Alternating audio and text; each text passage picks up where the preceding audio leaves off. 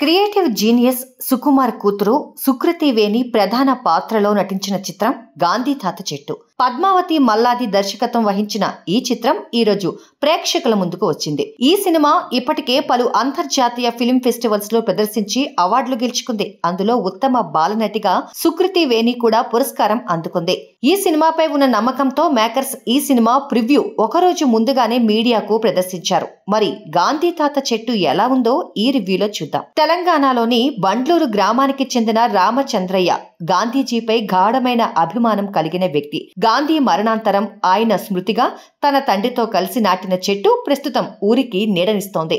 రామచంద్రయ్యకు అది ఎంతో ప్రియమైనది. గాంధీపై తన ప్రేమకు గుర్తుగా మనవరాలికి గాంధీ అనే పేరును పెట్టిన రామచంద్రయ్య ఆమెను నిజాయితీగా మంచితనం విలువలతో పెంచుతాడు. తాతతో బలమైన బంధం ఉన్న గాంధీ ఎల్లప్పుడూ తాత నేర్పిన విలువలకు కట్టుబడి ఉంటూ జీవనం సాగిస్తుంది. అయితే అనుకోని పరిణామం గాంధీ జీవితంలో అలజడి సృష్టిస్తుంది. ఈ సంఘటన ఆమె జీవితం, గ్రామ భవిష్యత్తును ఎలా మార్చింది, అనంతరం గాంధీ తీసుకున్న నిర్ణయాలు ఏమిటి అనేది మిగతా కథ.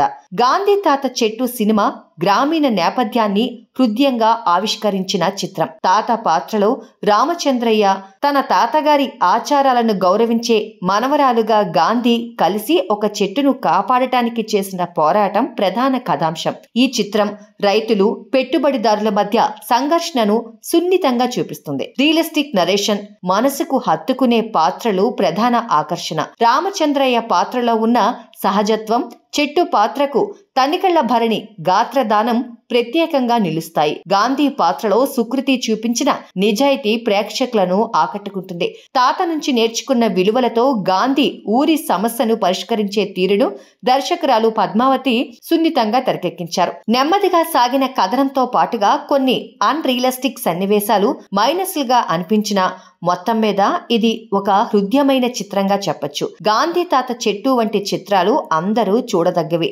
నటీనటులు, సాంకేతిక నిపుణులు, గాంధీ తాత చెట్టులో నటీనటుల ప్రతిభ ప్రధాన ఆకర్షణగా నిలిచింది. గాంధీ పాత్ర కోసం సుకృతి గుండు చేయించుకోవడంతో పాటు అమాయకత్వం ఉట్టిపడేలా నటించి ప్రేక్షకుల మన్ననలు పొందింది. ఆమె నటన చూసి ఇది ఒక పాత్రే అనే భావన కలగకుండా నిజంగా గాంధీ అనే అమ్మాయి ఉందని అనిపిస్తుంది. రామచంద్రయ్యగా ఆనంద చక్రపాణి ప్రతి సన్నివేశంలో తన ప్రతిభను ప్రదర్శించారు.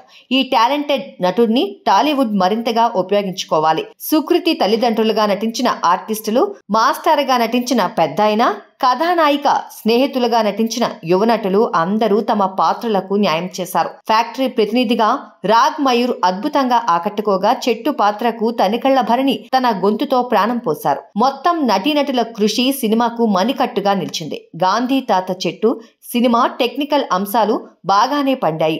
ఈ చిత్రాన్ని ఒక చిన్న ఊరిలో తక్కువ ఖర్చుతో తీసిన బృందం అభినందనీయమైంది. పద్మావతి మల్లాది రచయిత, దర్శకురాలుగా తన ప్రతిభను చాటుకున్నారు.